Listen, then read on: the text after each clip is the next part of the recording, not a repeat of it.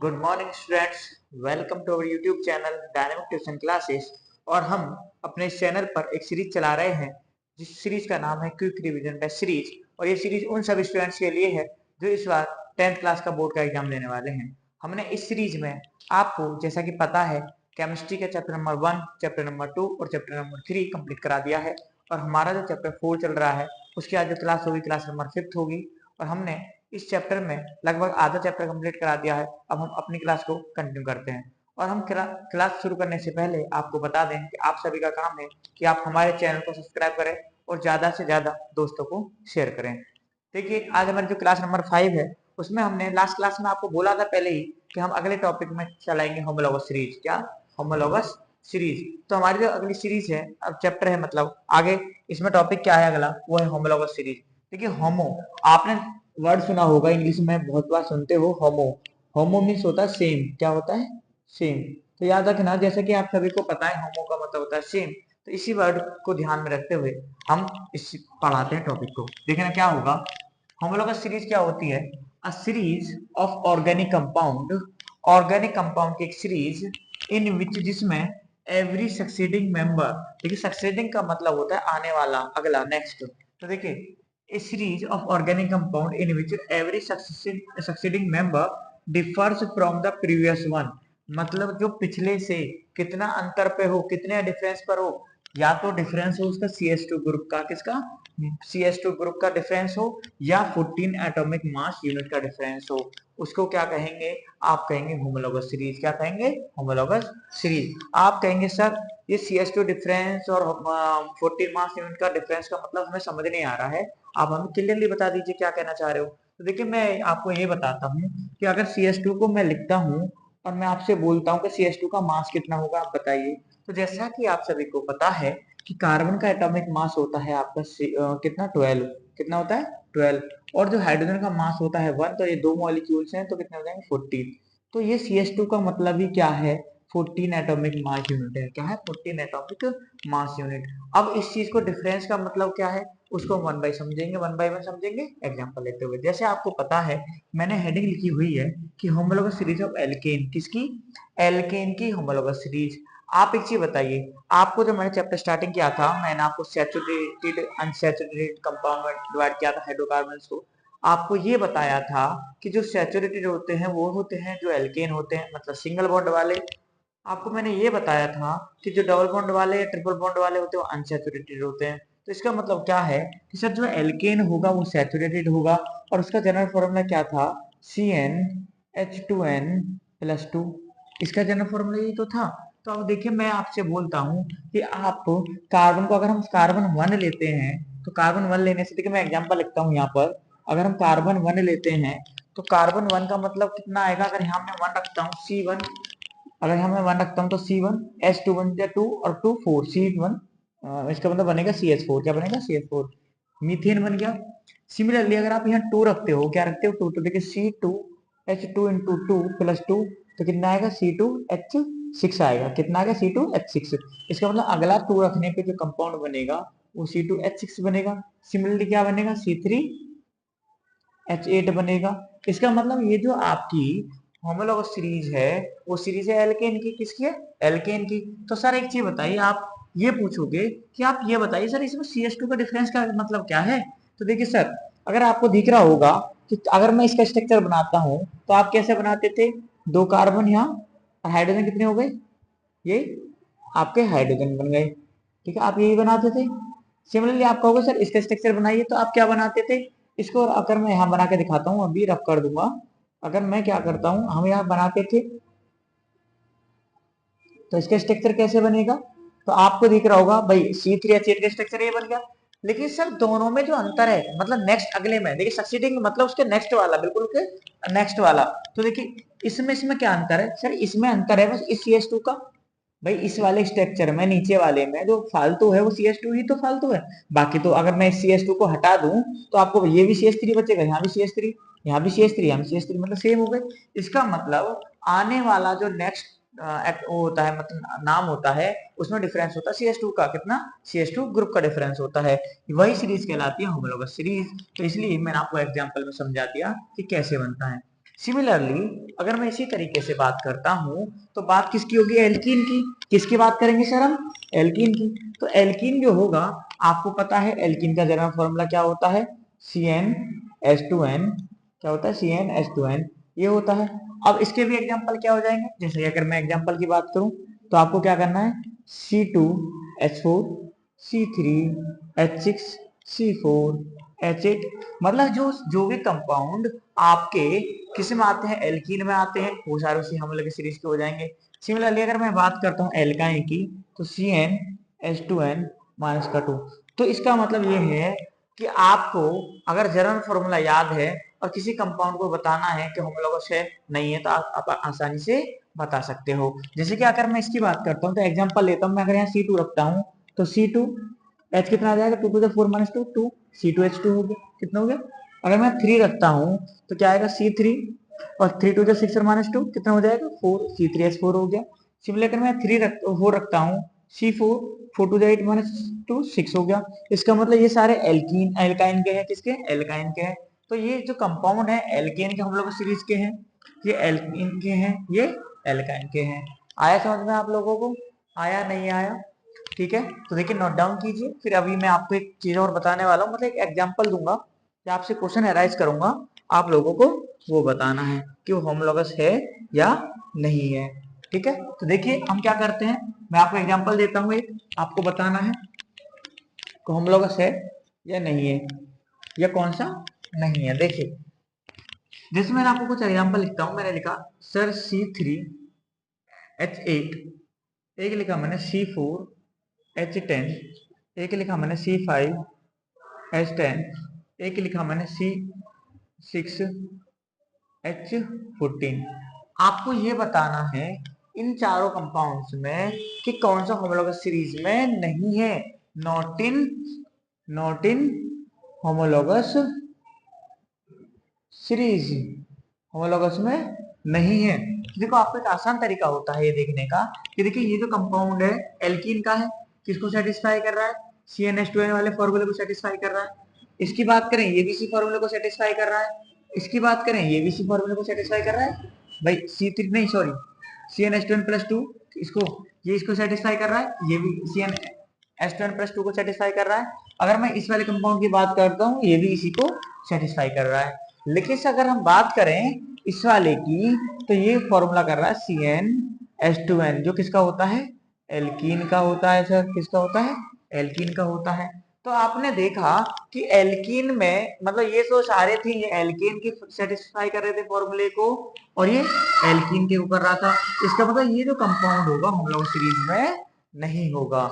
आया, इसका मतलब हमारा जो आंसर होगा वो आंसर होगा ये C5H10।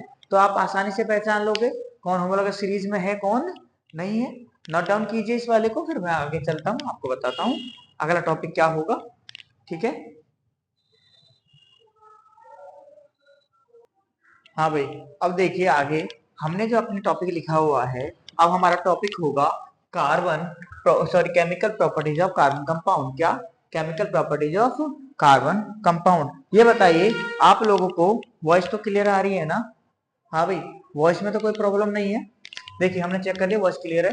अब ये क्या होगा, chemical properties of carbon compound. तो पहली प्रॉपर्टी है हमारी कंबंशन, क्या है, कंबंशन। और कंबंशन मतलब होता है किसी भी कार्बन के कंपाउंड को ऑक्सीजन के कांटेक्ट में बर्न करना, जलाना, वही कहलाता है क्या, आपका कंबंशन। तो देखिए लिखा हुआ है कंबंशन, कार्बन कंपाउंड, मैं मार्कर चेंज कर लेता हूँ, क्या, कार्बन कंपाउंड, ठीक है, बर्न इन एयर, जब हम बर्न करते हैं उसे जलाते हैं एयर में, तो हमें क्या मिलता है, हमें कार्बन डाइऑक्साइड मिलती है, पानी मिलता है, उससे हीट निकलती है, और हीट निकलती है तो लाइट भी निकलती है, ठीक है। तो याद रखना जब किसी कार्बन कंपाउंड को ऑक्सीजन के साथ बर्न करते हैं, जलाते हैं एयर में, तो आपको क्या देता है, कार्बन डाइऑक्साइड देगा, वाटर देगा, हीट और लाइट देगा।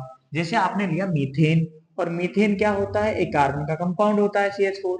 आपने इसे ऑक्सीजन के साथ कंबंशन जलाया तो मतलब प्रोसेस करा कंबंशन का, तो आपको CO2 मिली, वाटर मिली, हीट और लाइट मिली, तो यह रिएक्शन कंबंशन। तो आपको पूछ रहा है कंबंशन क्या होता है, तो आपको सर ये सबको रिएक्शन में लिख देनी है ये वाली। उसके बाद मैंने 3 पॉइंट लिखे हैं, नोट सुनना क्या है। कार्बन एंड इट्स कंपाउंड, जो कार्बन होगा या इससे मिलने वाले कंपाउंड होंगे, are use as a fuel, उनको किसकी तरह यूज किया जाएगा, फ्यूल की तरह यूज किया जाएगा। बिकॉज क्यों, क्योंकि आपको पता है जब रिएक्शन होगी तो इसमें हीट और लाइट भी निकलेगी।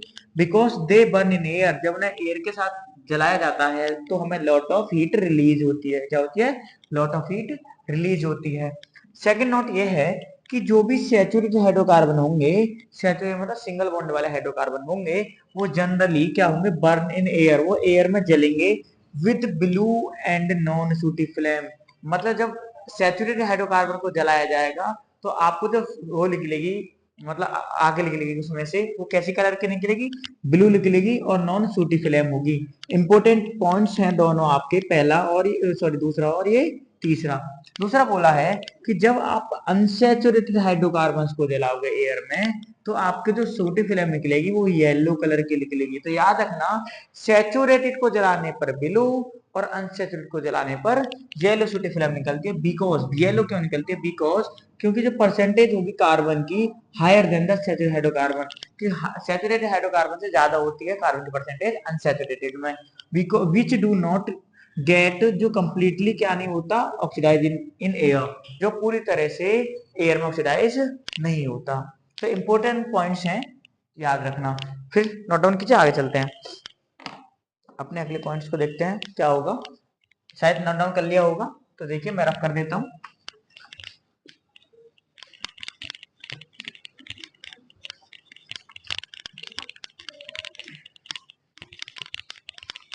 देखिए अगले जो हेडिंग है हमारी, वो अगली हेडिंग क्या है, अगली हेडिंग हमारी है कि अगली हेडिंग क्या है, ऑक्सीडेशन। क्या है, ऑक्सीडेशन। तो ऑक्सीडेशन क्या होगा, ऑक्सीडेशन वो प्रोसेस होता है, देखिए अगर मैं जनरली बताऊं, मैंने आपको बताया था ऑक्सीडेशन होगा ऑक्सीजन, एडिशन ऑफ ऑक्सीजन और रिमूवल ऑफ हाइड्रोजन, वो ऑक्सीडेशन कहलाता है। तो सिमिलरली अगर मैं आपको बात करूं, और यहाँ पे अगली जो प्रॉपर्टी है वो है ऑक्सीडेशन। तो जब हम किसी भी एल्कोहल कंपाउंड को, किसको, एल्कोहल कंपाउंड को, जिसे लिखा हुआ है इथेनॉल, ये क्या है, इथेनॉल। क्योंकि इथेनॉल क्यों है सर, क्योंकि इसके पास दो कार्बन है, तो दो कार्बन मतलब ईथ, और OH ग्रुप है तो ऑल ग्रुप। तो जब आप एल्कोहल को, किसी एल्कोहल मतलब कंपाउंड को रिएक्शन कराते हो किसके साथ, एल्कलाइन केमनोफोर मतलब पोटेशियम परमैंगनेट के साथ। एल्कलाइन होता है, एल्कलाइन मतलब होता है बेसिक, क्या, बेसिक, या फिर एसिडिक पोटेशियम डाइक्रोमेट K2Cr2O7 के साथ।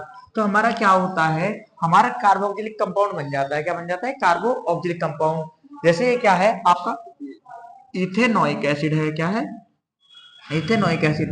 तो आपका जब भी अल्कोहल को हम क्या कराते हैं, एल्कलाइन KMnO4 के साथ या एसिडिक पोटेशियम डाइक्रोमेट के साथ रिएक्शन कराते हैं, तो हमारा अल्कोहल बदल जाता है किस में, कार्बोक्सिलिक कंपाउंड में, वही कहलाता है ऑक्सीडेशन। देखिए अगली हमारी हेडिंग है एडिशन रिएक्शन। क्या है, एडिशन रिएक्शन। तो जो एडिशन रिएक्शन होती है वो रिएक्शन वो होगी कि जब आपका अनसैचुरेटेड हाइड्रोकार्बन, क्या, कोई आपका अनसैचुरेटेड हाइड्रोकार्बन जैसे एल्कीन या एल्काइन अंडरगो एडिशन रिएक्शन। तो याद रखना, आपका एडिशन रिएक्शन जो दिखाने वाला कंपाउंड होंगे वो होंगे अनसैचुरेटेड, और अनसैचुरेटेड में कौन कौन से होते हैं, एल्कीन या एल्काइन होते हैं। तो मैंने जैसे एग्जांपल लिया कि आपका C double bond O, C double bond C और बाकी एल्काइल ग्रुप लगे हुए हैं, आपने इसकी रिएक्शन कराई किसके साथ, निकेल या प्लेटिनियम रिएजेंट के साथ, और एडिशन कराया हाइड्रोजन का।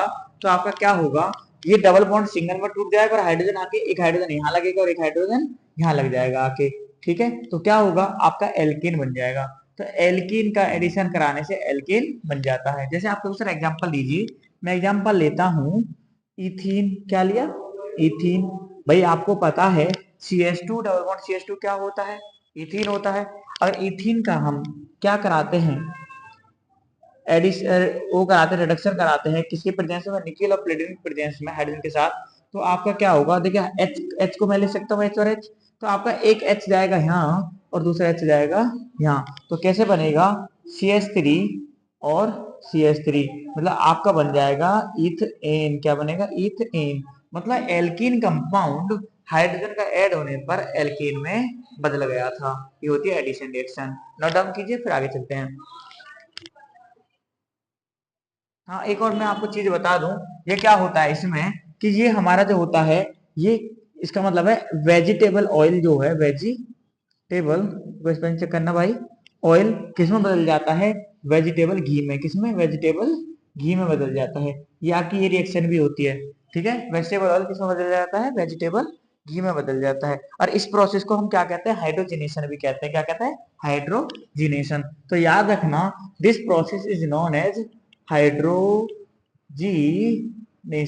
इस प्रोसेस को हम हाइड्रोजिनेशन भी कहते हैं। अब नोट डाउन कीजिए या स्क्रीनशॉट ले लीजिए, ठीक है।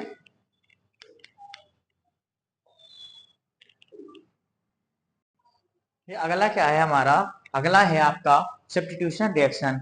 मतलब कौन सा टाइप है केमिकल प्रॉपर्टीज का, चौथा टाइप है जो है सब्स्टिट्यूशन रिएक्शन। जैसे आपको हेडिंग से ही पता पड़ रहा होगा, सब्स्टिट्यूट का मतलब होता है एक की जगह दूसरे को रखना, उसकी पोजीशन को बदल देना, तो उसको कहते हैं सब्स्टिट्यूट, ठीक है। अब क्या करते हैं, जैसे सपोज कीजिए मैं कहता था कि मेरे पास ये है, अब एक मार्कर मेरे पास ये है और एक मार्कर ये है। अगर ये मार्कर सही नहीं है तो दूसरा अगर मैं यूज करके इसकी जगह दूसरा रख दूं, तो मतलब इसका क्या है, सब्स्टिट्यूट है। जो दूसरे का काम कर सकता है वो सब्स्टिट्यूट कहलाता है। तो देखिए क्या होगा substitution reaction, saturated hydrocarbon undergo substitution.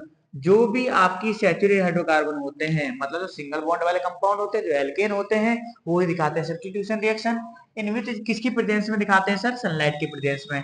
Substitution reaction जो होगी वो सनलाइट की प्रेजेंस में ही होगी। जैसे आपने लिया मीथेन, क्या लिया, मीथेन। और जो आपका मीथेन है, अगर उसके क्लोरीन के साथ रिएक्शन कराते हैं तो होगा क्या, आपका एक हाइड्रोजन यहाँ से ब्रेक होगा और HCl निकल जाएगा। क्या निकल जाएगा, HCl निकल जाएगा और आपका बन जाएगा मिथाइल क्लोराइड। क्या बन जाएगा, मिथाइल क्लोराइड, क्लोराइड। तो सर समझ नहीं आ रहा है, तो देखो मैं यहाँ पे लिख रहा हूँ कैसे कराया मैंने, कि बताइए CH4 को मैं लिख सकता हूँ क्या, CH3 और H।